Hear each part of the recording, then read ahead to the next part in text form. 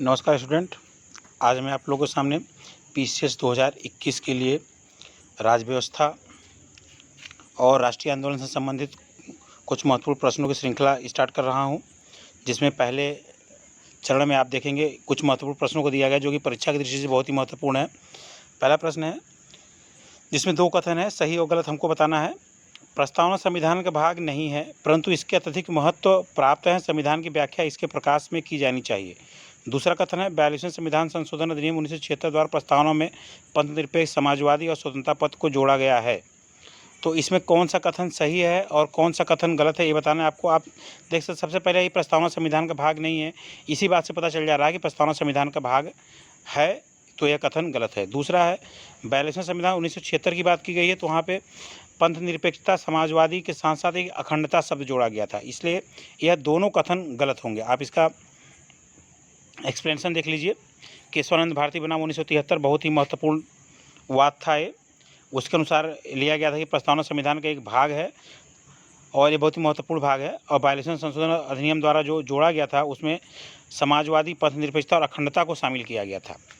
तो इस तरह दोनों कथन गलत है। अगला प्रश्न है, भारत के नियंत्रक एवं महालेखा परीक्षक सीएजी के संदर्भ में निम्नलिखित कथनों पर विचार कीजिए। सीएजी को उन्हीं आधारों और रीतियों से हटाया जा सकता है जिन आधारों पर रीतियों से सर्वोच्च न्यायालय के न्यायाधीश को हटाया जाता है। दूसरा, इनका कार्यकाल 5 वर्ष का होता है। तो इसमें जो पहला कथन है ये बिल्कुल सही है, और दूसरा कथन जो 5 वर्ष का है ये गलत है। सीएजी का जो कार्यकाल होता है वो 6 वर्ष का होता है। और मैं आपको बता दूं, सीएजी के अलावा जो महाभियोग से 5 लोगों को हटाया जाता है, वो 5 लोग आपके हैं राष्ट्रपति, सीएजी, मुख्य निर्वाचन आयुक्त, हाई कोर्ट के जज और सुप्रीम कोर्ट के जज। इन 5 लोगों को महाभियोग की प्रक्रिया द्वारा हटाया जाता है। बाकी उपराष्ट्रपति को महाभियोग की प्रक्रिया से हटाया जाता है। इसलिए इसमें जो कथन पहला है वो सही है, दूसरा कथन सही है।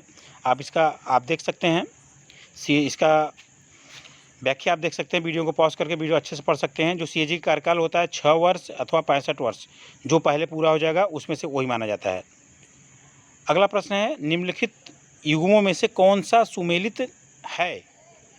तो आप इसमें देखिए, तत्वबोधिनी समाज की जो स्थापना की थी देवेंद्रनाथ टैगोर ने की थी, तो यह सुमेलित नहीं है। राजा राम मोहन राय से प्रभावित होकर इन्होंने तत्वबोधिनी समाज की स्थापना की थी। Servant of Indian society Gopal Krishna Gokhale ने की थी, यह बिल्कुल सही है। जबकि भारत ब्रह्म समाज की स्थापना केशव चंद्र सेन ने की थी। आप इसका व्याख्या देख सकते हैं। आप देखिए, servant of Indian society Gopal Krishna 1905, ब्रह्म समाज की स्थापना 1928 में राजा राम मोहन राय की थी, लेकिन 1866 में ब्रह्म समाज 2 भागों में विभाजित हो गया। आदि ब्रह्म समाज देवेंद्रनाथ टैगोर के साथ चला गया था, और देवेंद्रनाथ टैगोर ने की थी। जबकि दूसरा जो भाग था भारत ब्रह्म समाज, जिसका नेतृत्व केशव चंद्र सेन ने किया था, और सत्यशोधक समाज की स्थापना 1873 में ज्योतिबा फुले ने की थी। उन्होंने गुलामगिरी नामक एक पुस्तक भी लिखी थी। अगला प्रश्न है, सामूहिक उत्तरदायित्व का सिद्धांत संविधान के किस अनुच्छेद में नहीं थे। बहुत ही महत्वपूर्ण प्रश्न है। इसका जो ऑप्शन है अनुच्छेद 75 और अनुच्छेद 164। तो आप इसका सही उत्तर दीजिएगा। इसका सही उत्तर अनुच्छेद 75 और अनुच्छेद 164 दोनों ही सही है। अनुच्छेद 75 4 में ये जो संघ केंद्र के लिए बात की गई है, जबकि 164 में विधानसभाओं के लिए बात की गई है। इसे दोनों ही सही है जिसमें सामूहिक उत्तरदायित्व की बात की गई है। आप देख सकते हैं, 75 3 में है, सामान्य रूप से मंत्रिपरिषद सामूहिक रूप से संसद के प्रति, विशेष रूप से लोकसभा के प्रति उत्तरदायी होता है। आप देख सकते हैं, वीडियो को पॉज करके आप इसके आंसर को देख सकते हैं। अब ये देखिए, बड़ा ही महत्वपूर्ण प्रश्न है। ये प्रश्न बड़ी मुश्किल से ढूंढा गया है, उसको किया गया है कि निम्नलिखित व्यक्तियों में से किसने बंगाल विभाजन के परिणाम स्वरूप सबसे पहले ब्रिटिश वस्तुओं के बहिष्कार का सुझाव दिया था। तो इसका आप लोग सही उत्तर दीजिएगा। इसका सही उत्तर है कृष्ण कुमार मित्र।